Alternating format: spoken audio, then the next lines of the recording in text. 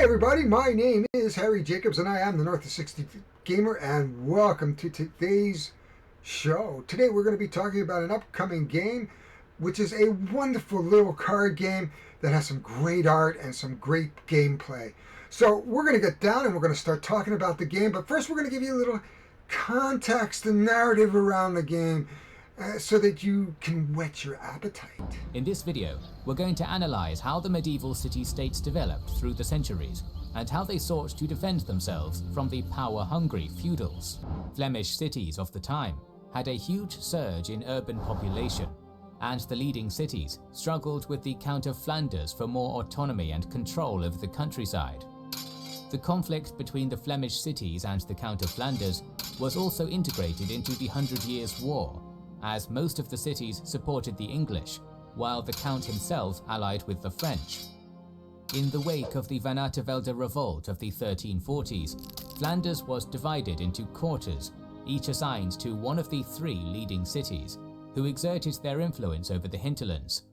They established militias to enforce their ordinances, accepted country dwellers as external citizens to deter immigration, and used economic strength to organize rural production in a way preventing them from competing with their urban textiles. But these cities were not united. Ghent, for example, attempted to assert its hegemony throughout Flanders, earning the hatred of the other cities. Despite the rivalry between Flemish cities, some regional leagues were established between merchants. As you can see from the video that we just played, we are taking a look around the years 13 to 1400, more or less in the medieval time, where there were city-states all over Europe. And often things had to be settled diplomatically. And one of the ways, of course, was diplomatically sending your vanguard or army off to the next city-state and having a siege. Or perhaps you'd rather garner some favor from the nobilities. With that favor, try to garner more favor with your other neighbors in order to have a strong house, and thus in the game which will earn you trophies. And this is what this game is all about. It's feuds and favors. As I've said before, it takes place in and around the medieval times. Think of the 100 Years' War, or perhaps in and around that time period where city-states existed. You, as a noble, would often have your small army or your guards, and you would have to recruit from your neighboring towns. And part of this game is, of course, recruiting from Part of this game is about recruiting. Some of it's about using your own army. Some of it's about knowing when to use your nobles and your contacts, all in regards to trying to garner favor, with your ultimate goal is to come out with 7 trophies. And there's multiple ways of doing this. At the end, you want to be the strongest house.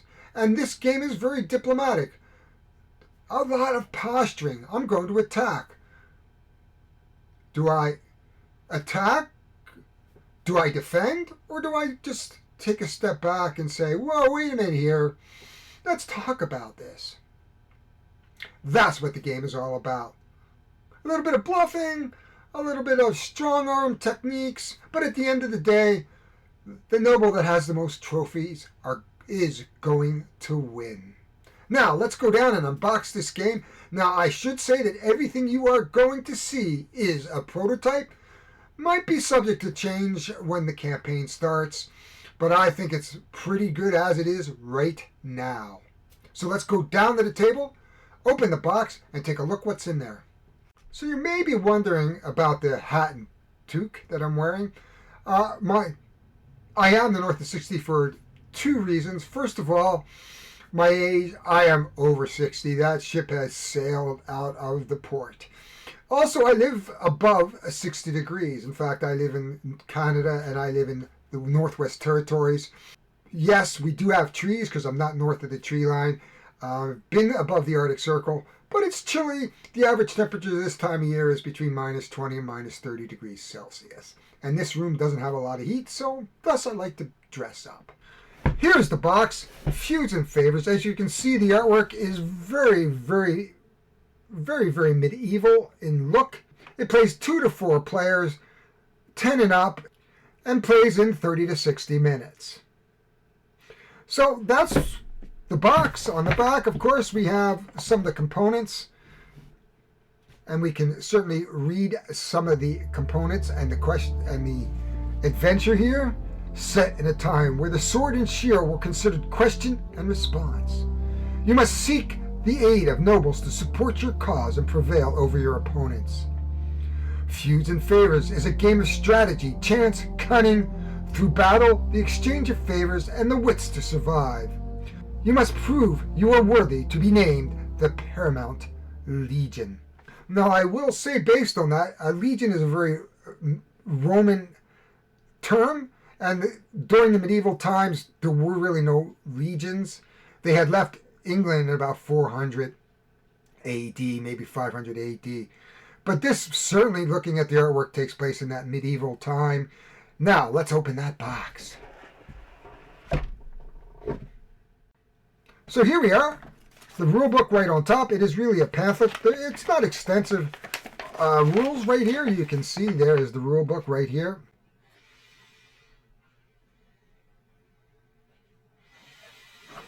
Now, I will say that from my standpoint, the rule book is very, very small font. That's not a showstopper because most games are available with PDFs, so it's not a showstopper, but often I find this brown with this small black font just a little bit hard to read. Again, north of 60. So, when I talk to designers, I often recommend that you probably want to break up text, and he's done that. You can see the text is broken up, but there's some chunks of text here and there that just make it a little bit harder to read. But this is good. You got the red here, so that really sort of helps break up that text against this sort of light brown. But I mean, it fits the theme, that old antique parchment or paper. So that's the rules. Over here I have the turn sequence. And this is a reference card that will take you through your turns and the things that you can do at your turn. Each player, and you can see there are 4 of them, will have that. On the back is a summary of what you can do with battle and sort of how the results work, whether you get a trophy or you get a favor. We'll get a little closer look at that through when we look at the game itself and go through the rules. Here are the decks of cards, and this is a lot of cards. I think there's about 300 in total. Now, again, a pet peeve of mine is that I do like to sleeve. And again, this is no slight to the game or the gameplay, but as a compulsive sleever, this tray would probably go because I have no use for it, because I'm going to want to sleeve these cards, especially because it's a card game base and I play in a lot of social settings. Therefore, I like to make sure that the cards are sleeved. But for the purposes of today, I am not sleeving the cards because this is going to be moved on to the next guy after I'm done. So I'm going to sort of straighten this all out on the table so that you can see actually what the card separations are, and we can look at the artwork and what the cards do, and then we'll set the game up. So hang on while I make a few adjustments. Here you can see I've separated out the different cards that are in the box. Starting over here on my right, we have a single deck of double-sided card. We can see on one side is the trophy and one side is the favor. You can be able to trade favors for nobilities or trophies. So you can trade in your favor 2 favors for a nobility card, which is over here, and we're going to go over that in a second. Or you can trade 4 in for 1 trophy. And of course the goal is to collect 7 trophies. However, keep in mind that the last trophy cannot be purchased with a favor. Next up is the company cards, and a player will pick up a company. A company is often referred to as a legion, and then this will be your deck. This is your special deck with your special back. It comes in 4 colors: green, purple, blue, and red, with slightly different graphics on each of the cards.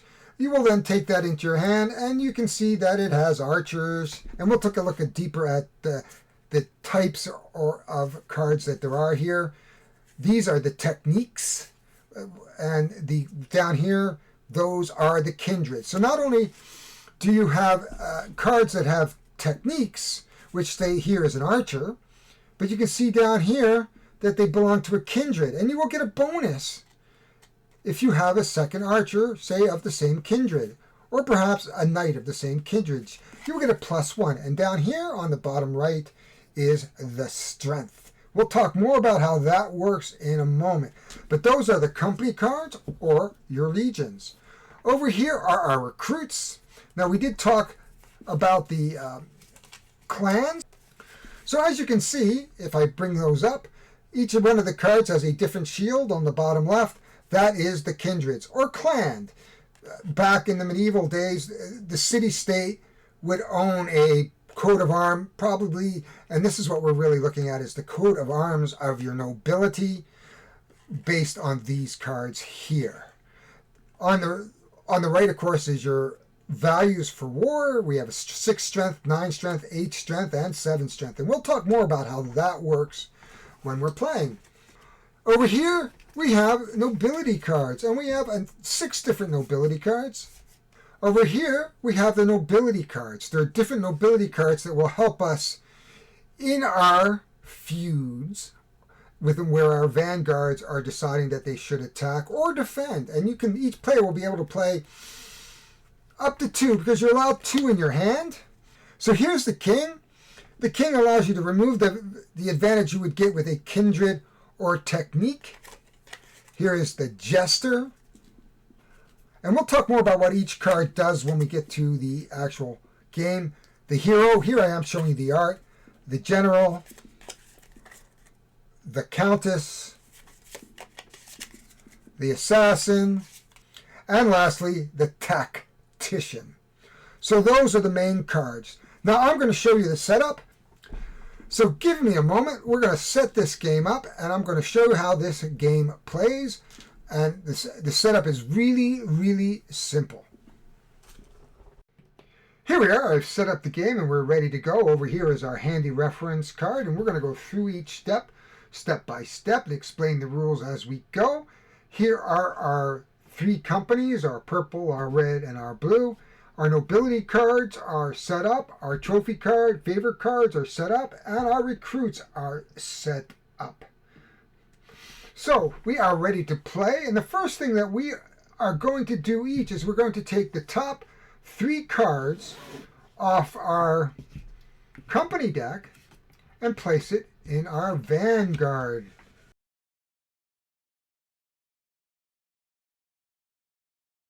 So here we have a swordsman, another swordsman, and I picked up a lancer, or actually a spearman. So with our blue player, the first thing we're going to do is pick up his first card, and it is an armored knight, another armored knight. He seems to have armored knights for spare. Oh, and a spearman. So that's the first of his Vanguard. I do suffer from a room problem. So we've selected our 3. We have 2 armored knights and a spearman. And then our purple, we'll put that up there, and he's going to take the top 3 off. We have a noble knight. We have a spearman.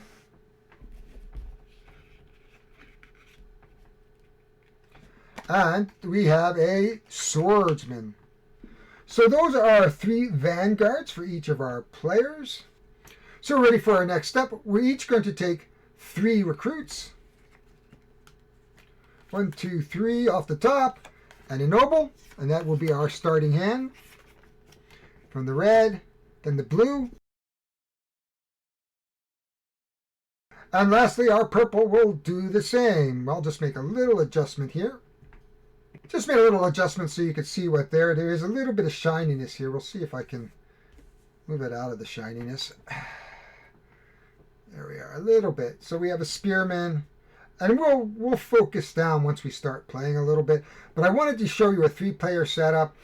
A 2-player setup would be the same thing. And a 3-player would be a 4-player. This is 3 players. I typically play with a 3-player hand. 4 would have been a bit crowd. but that is it. So what we have done, just to recap the setup, we have our nobility cards, our favor card and token cards. We have our recruit cards. We have taken 3 cards from our company and placed them out. And then we each took 3 recruits and a nobility card. That is the entire setup. This is certainly a quick game, and one of the advantages of a game like this is the fact that it is quick, and the box is what I would consider a small box game. So it's good for taking anywhere if you want to go to a friend's house or take it on a cruise like I am. A game like this would be especially nice where you can't take something big, but you could take something small. So what we're going to do then is we're going to follow along on our little card here. I've taken a picture of it and I'm going to put it to the side, and we're just going to run down each of the phases, and then we're going to spend a little time in the main phase explaining sort of each of the different scenarios. So what we're going to do is we're going to clear it up, and we're just going to set it up so that you can really focus on what is happening down here without everything that you see here. Just give me a second to sort of get myself organized. We're going to get down to the table and we're going to show you. We're going to play from the red player's perspective. Though I am playing everybody, that means I just can't lose.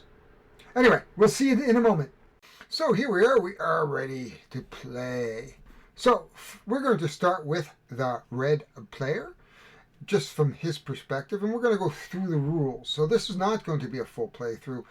We are just going to show you the aspects of the game, and we're going to go through the turn to show you what you do in a turn or how to play the game.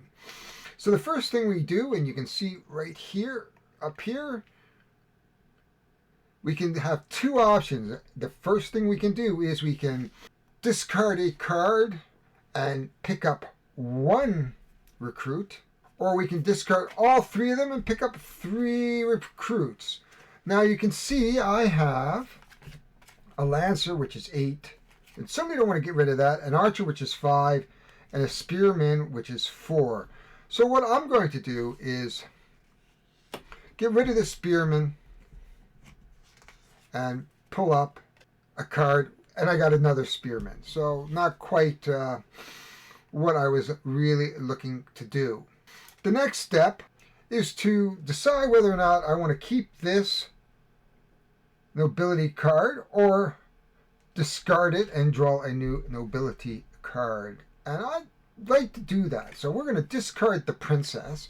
Now the princess allows us to counter a nobility card. Now in the play of the game, there's the idea of last in, first out.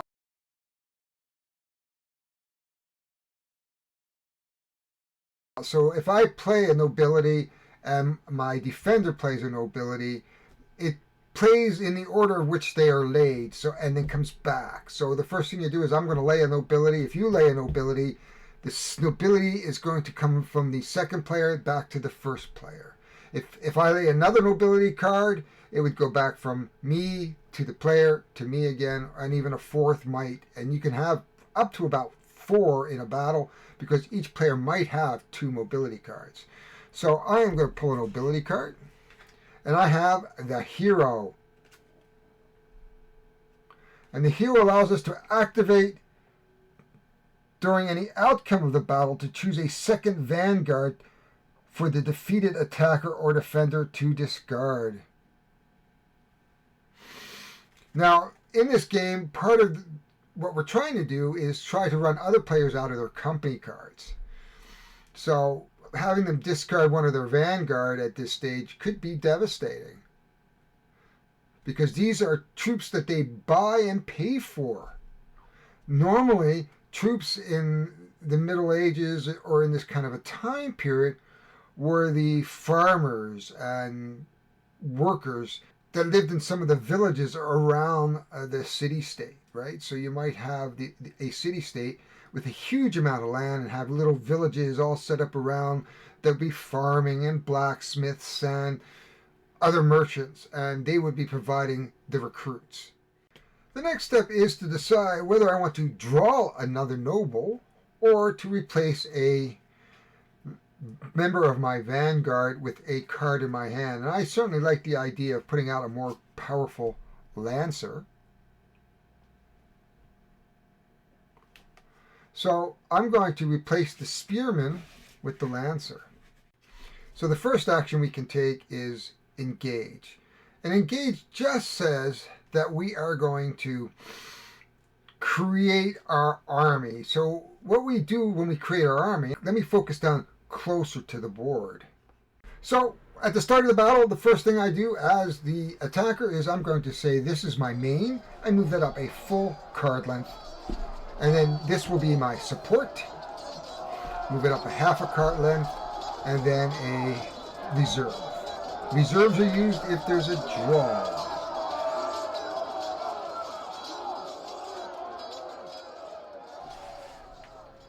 Next up, I come and say, well, I am going to attack your Spearman. And I pull that up as a main because I can choose where I'm going to attack. Think of it as a battlefield and I'm wheeling around and there's the Spearman! Off we go. At this point, the defender has a choice. So at this point in time, we can look at the hand of our other player. He has an archer at 5. A 6, he's got a swordsman. And he has another swordsman. And then the assassin. But that only works if he has a draw. There's nothing he can do at this point. So there's no sense replacing it. Well, the only reason to replace this, and I think a good reason is that I can swap because I don't necessarily want to lose my own cards. Remember, if this deck runs out, I'm going to lose the game. So what I think what's going to happen is I am going to switch out one of my recruits. There we go. To be our main. I'm going to push a bunch of farmers out in front. Oh no! And then I'm going to choose another Vanguard. I'm going to choose his support. There we are. He's got some knights in support. And that is what the battle looks like now. Now it just becomes numbers. We have 8 plus 6 is 14. They are not kindreds and they are not the same techniques. We have 7 and 4. But we get a +1, so it's 12. So it's 14 to 12. I win over here. So my Vanguard has come in and swooped around and got the Spearman. Now that everybody is lying dead in the battlefield, because we retired our Vanguard, our original Vanguard here, we are going to get 2 favor tokens. Sorry, pulled the wrong one. So we will take 2 of these cards and put that into our tableau over here. Because we've won, we will take a trophy into our hand. And of course, this Vanguard is now dead and discarded.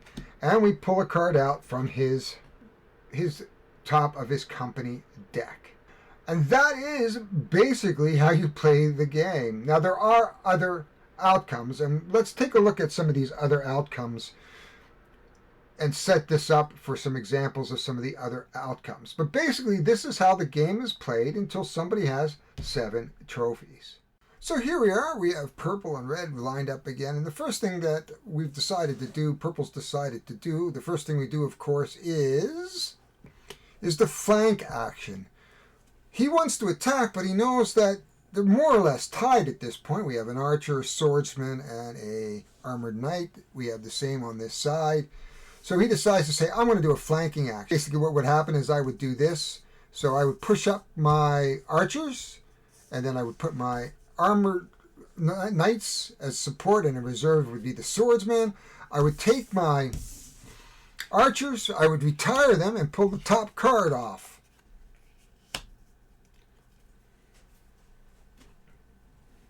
You can see at this point that we now gave ourselves 14, actually it should look like this, 14 strength, plus we have 2 for the technique. That's a total of 16 points, plus a swordsman in reserve. When you do this action, a flanking action, you automatically get 2 favors. Now at this point he could, at the end of this turn in his 4 favors for a trophy. So he has 4 favors. At this point in time he chooses the Vanguard and he says, well, Mr. Archers, we've just wheeled around and we're flanking you and we're going to attack your archers because archers are traditionally on the side. And at that point, the defender goes, I'm going to retire the archer. Basically, when you retire the archer again is going to go into the discard pile. In this case, he's just a regular old recruit, luckily for him. He will take the top card of his deck. Oh, look at that. It is another armored knight. And he now moves up his armored knight. So we're looking at 14, 14, and 6. This is a draw, but at this point, we can play nobility cards. In fact, we can play nobility cards at any point in this, up to about this point. So at this point, we have to have our nobilities played. Fortunately, our purple player has the king. The king removes the kindred bonus. And we'll just play that there. So now we're looking at 16 to 14. Well, of course, blue not wanting to lose the battle will look at their kindred. And they're going to pull the queen. And the queen says, I'm going to cancel the king. Now we have another in our hand. It's the assassin, but it's only at the outcome. So at the end of the day, these two forces came into the battlefield, collided. The king said, I'm going to remove the technique advantage away from our 2 armored knights. The princess is played and says, oh, father, I have problems. Please help me. And the king turns his attention to the battle, and both vanguards are looking at each other going like, oh, damn. At that point, it's a draw because she's countered the king. Said, king, come with me. And they leave the battlefield. And now we have, so this means we're still tied. So at this point, we have a draw. Next, we take the step back to look at our support. And we have both our swordmen. So we still have a draw. So that takes us to the next step, which is a draw on a draw, which means our purple player, who is the attacker, is going to take the top of the recruit card, and he is going to throw a swordsman in. He says, aha! Our defenders draw a card, and it is a lancer. The lancers come running down, and take out the swordsman. Red wins again. Curse you, says purple. And the outcome of that, thanks to our handy dandy where the attacker actually loses, he is going to get 2 more trophy cards. 1 and 2 more trophy cards. Or 2 more favor cards, and of course the winner gets a trophy. At the end of the turn, after everybody's dead, that means these guys are going into discard. He lost. His Vanguard goes into the discard. He's not very happy about that. However, he can turn in 4 of these at the end of his turn for a trophy. So it's not so terrible. I mean, he's not that far behind our red player. And that is basically the game. I think we've covered just about every situation. There are other situations in this game, but that is the basics of how this game plays. So we're going to go up. We're going to give it a couple of final thoughts, and let me tell you a little bit how I felt about the play. Well, we are here for final thoughts for Feuds and Favors. So what did I think about the game? My initial impression when I opened the box and read through the rules was, what? And then I talked to the designer of the game, and we had a conversation around the theme and the context, and then I was able to frame the game in a way that made sense. And this game works. Once I got past the point of going through the rules, looking at the mechanics, understanding what we're trying to do here and what we're trying to win is basically we are trying to defend our realm or show the rest of those city-states that we are the better city-state, and either we're doing it through protecting our battlefields and our interests, or garnering favors by retiring somebody at a certain point, or flanking, as you saw the flanking action, and then having a battle of champions, and basically we send out a couple of units and say, last man standing wins, and then we have some interference from our nobility. So I think there's some real great potential in this game. I think the artwork is fantastic.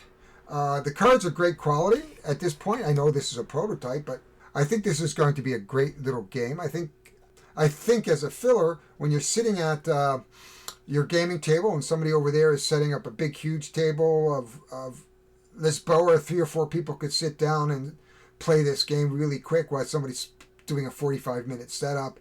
Or if you're just looking for a quick, let's sit down, guys, have a little beer and pretzel type battle, this game is going to do it for you.